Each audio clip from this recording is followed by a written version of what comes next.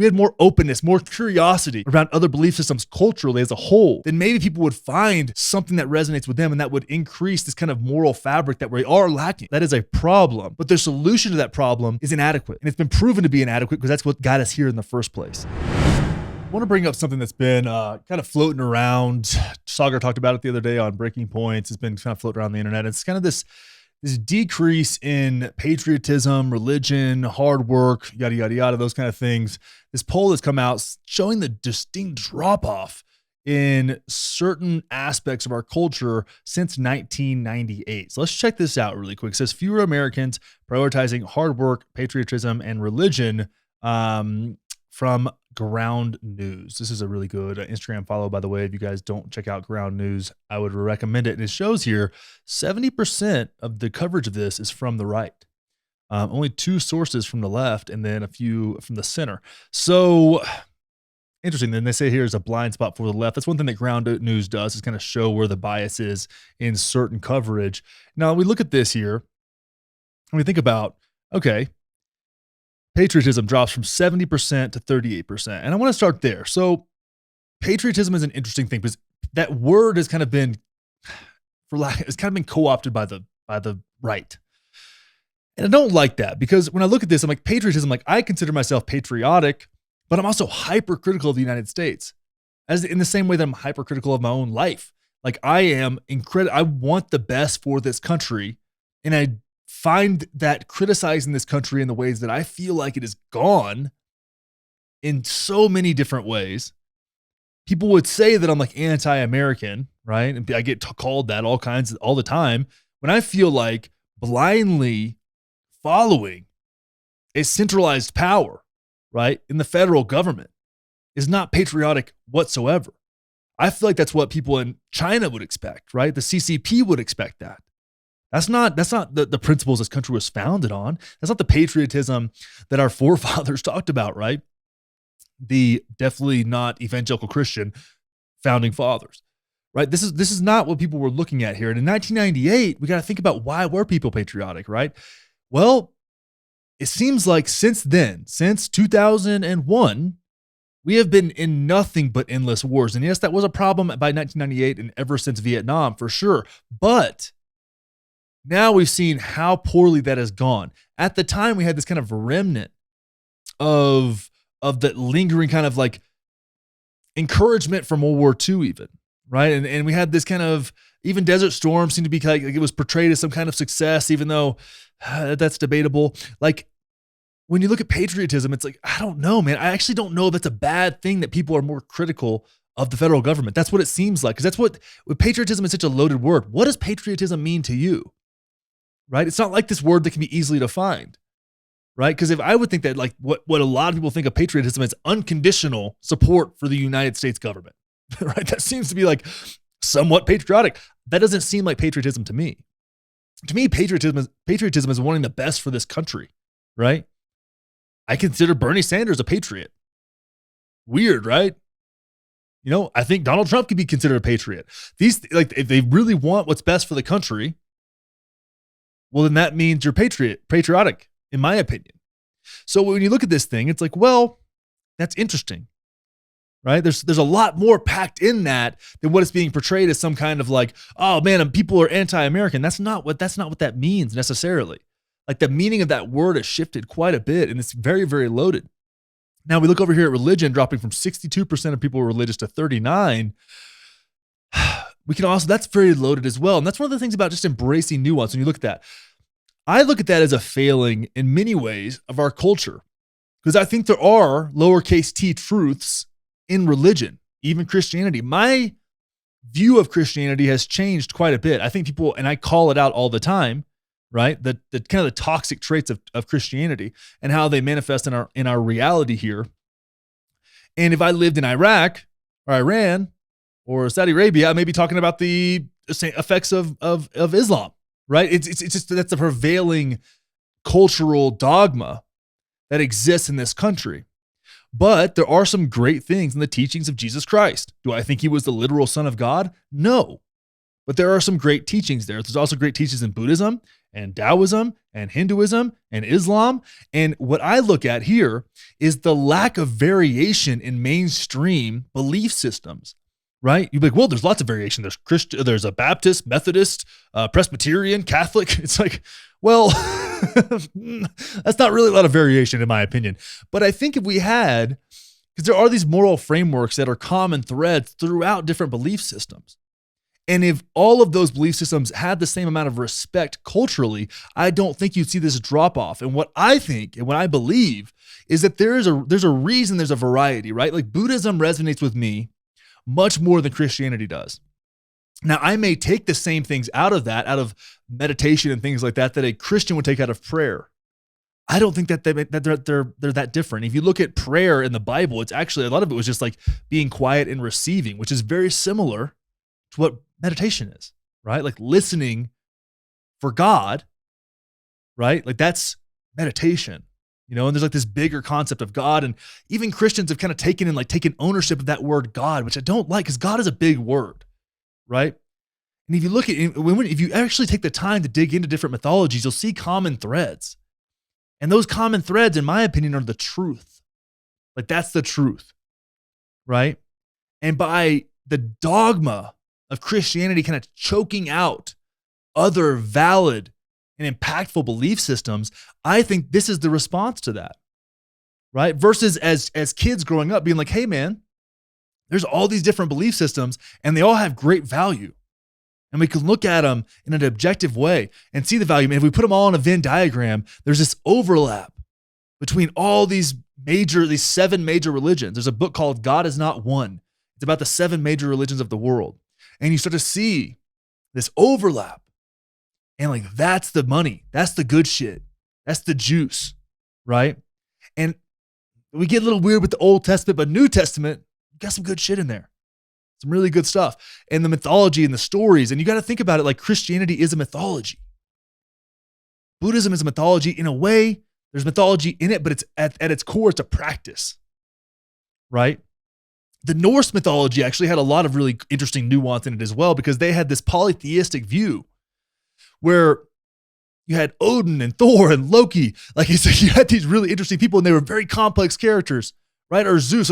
Zeus wasn't necessarily like this all good dude. He was kind of like a philanderer and made a bunch of mistakes, but you could learn through those stories because we all have a little Loki inside of us or a little Zeus inside of us, right? It's like you had these little people like this, like they were relatable, right? We all know a trickster, right?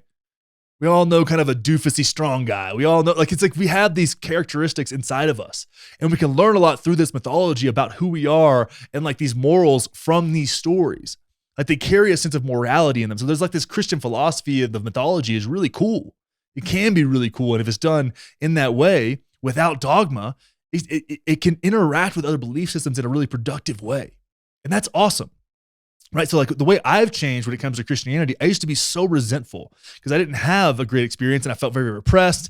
And it was like I felt a lot of shame all the time for nothing. Like I thought I was going to hell if I jerked off. It was just not helpful for me. It was not done in an appropriate way for me. But the beauty is there's other belief systems and one of them the beauty is there's one that resonates with me. There's one I can look to when I need a little bit of something, when I need to straighten my shit out. I can look at this.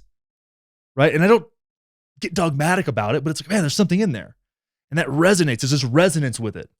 And by closing off the variability and belief systems in our culture, we've closed people off to having the opportunity to resonate with these different belief systems that really do share a similar moral structure to the prevailing dogma of our culture, which is Christianity.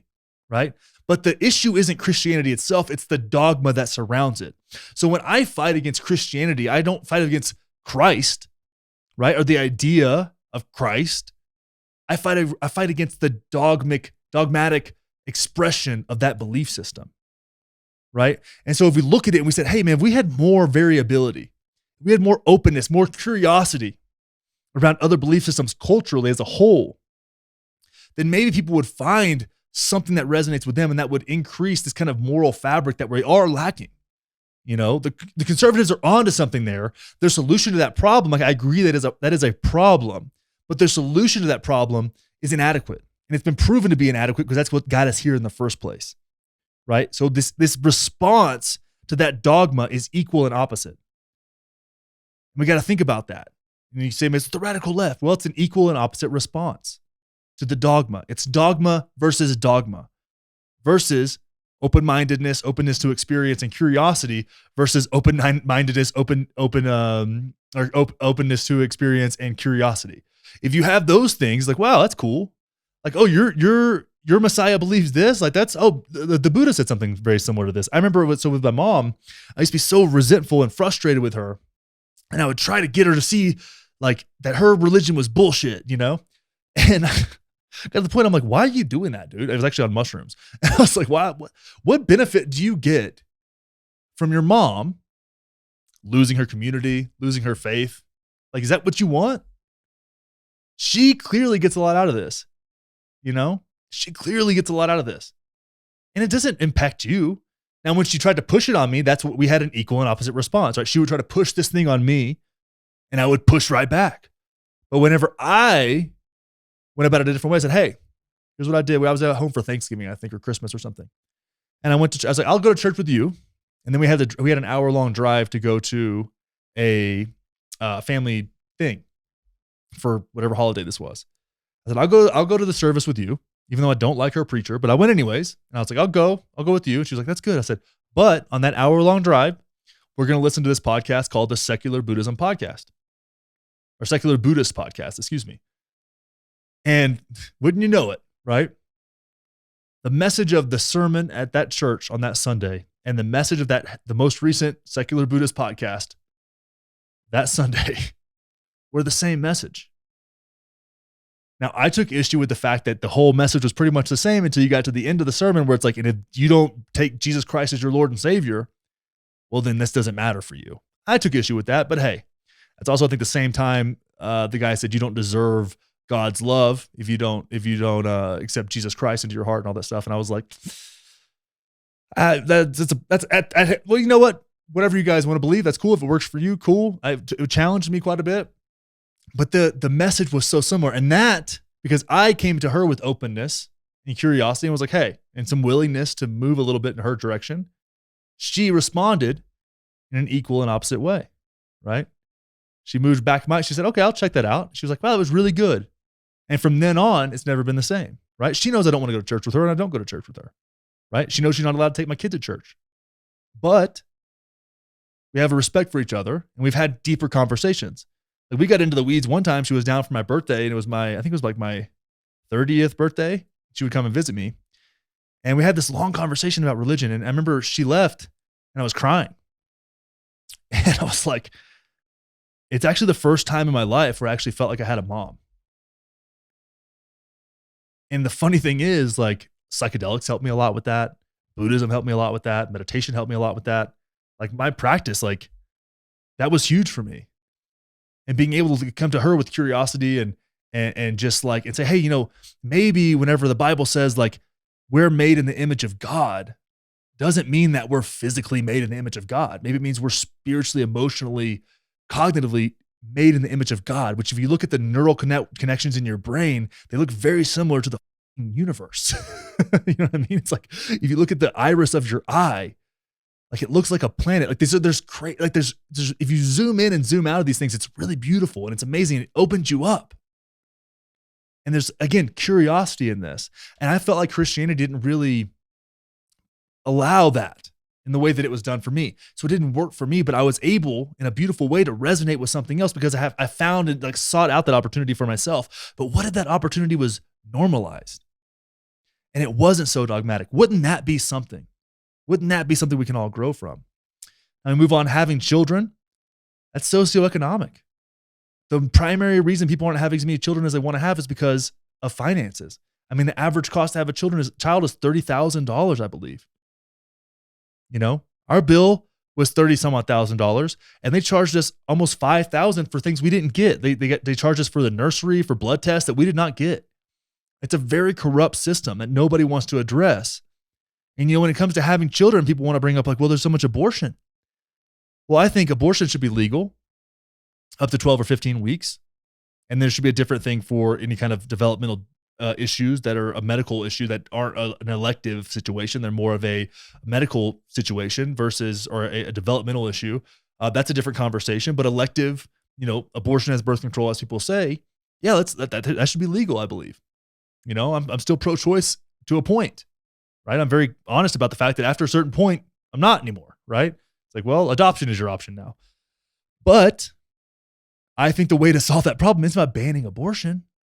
It's by creating a place where the working class has upward mobility opportunity and doing something to where having a child won't bankrupt you if something goes wrong, if you have to have an emergency situation like we did. Right now, we're lucky enough that we have the resources to handle that, to take that in. But even our deductibles, we have to pay both of our deductibles. It's crazy. It's nuts. So when you look at this thing, it's like there's deeper solutions to that problem besides like, oh, people aren't having kids. Why not? It's like, well, where does the upper mobility exist? In tech, in finance, in a handful of blue collar jobs where people can like make decent money in smaller towns. Yeah, those people are still having kids. But if you live in a city, like I saw one lady, I saw a story the other day. Her rent went up by 20% because she had a kid, because it's an extra occupant in their house. So the rent went from I don't remember what it was. It was like $1,600 to $2,000 or something. It was a substantial amount of money, pretty much their disposable income every month because they had a child. Is that pro-life? I don't think so. Is calling maternity leave and paternity leave a war on hard work? Is that pro-life? Is endorsing a 4-day work week so people can have more time to enjoy their lives and spend time with their families, is that pro-life? I don't think so. But that comes from the side of the aisle that claims to be fervently pro-life.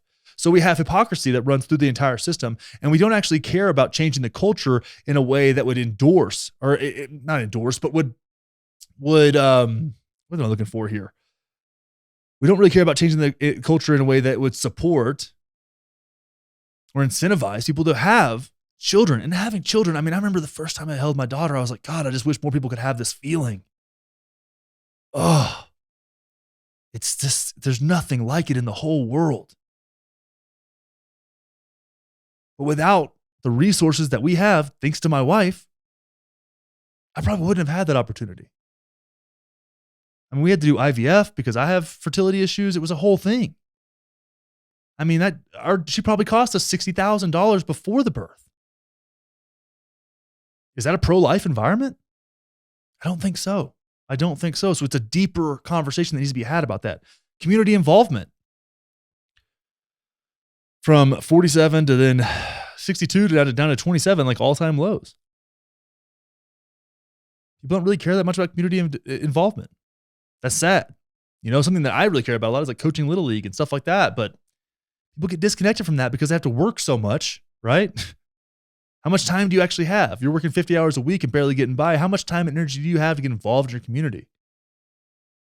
We don't have a culture that encourages community involvement because wages are stagnant, rent's through the roof. You can't buy a house as a normal living person. That was much different in 1998. What was going on in 1998? Average income, $60,000. Average house price, $250,000. What is it now? Average income, $64,000. Average housing price, $640,000. Does it really give us an environment for community involvement, does it? There's deeper questions here than people just changing their mind.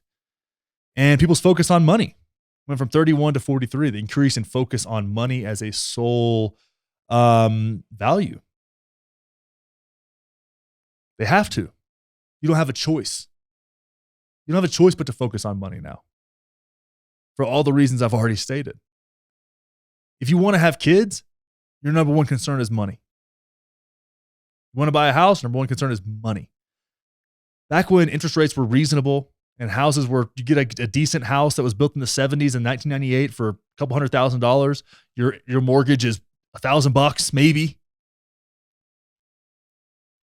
Different deal, different reality. Who wants to solve these problems? Does anybody? But it is a cultural issue that we need to address. And it's very much worth talking about. But it runs deeper than a line graph. And I don't think that it's being discussed in such a way in mainstream media. But it's something we can do in our own lives. There's value in all of these things. There's value in loving your country and wanting the best for your country. There's value in some kind of belief structure that adds a moral framework to your life, right? And maybe one day on this show, if you guys want, or in the Patreon, we can go into like all the similarities between just Buddhism and Christianity, right? New Testament Christianity specifically. We can dig into that. I'd love to. But these are all things that are worth talking about and worth looking at. And they're things that we can personally in our own lives, in our own families, in our own communities, we can get more involved with and endorse more and encourage more in that and make that change in our own lives. Will that change us culturally? Maybe not. But this says something that we can take a lot from and gives us something to think about.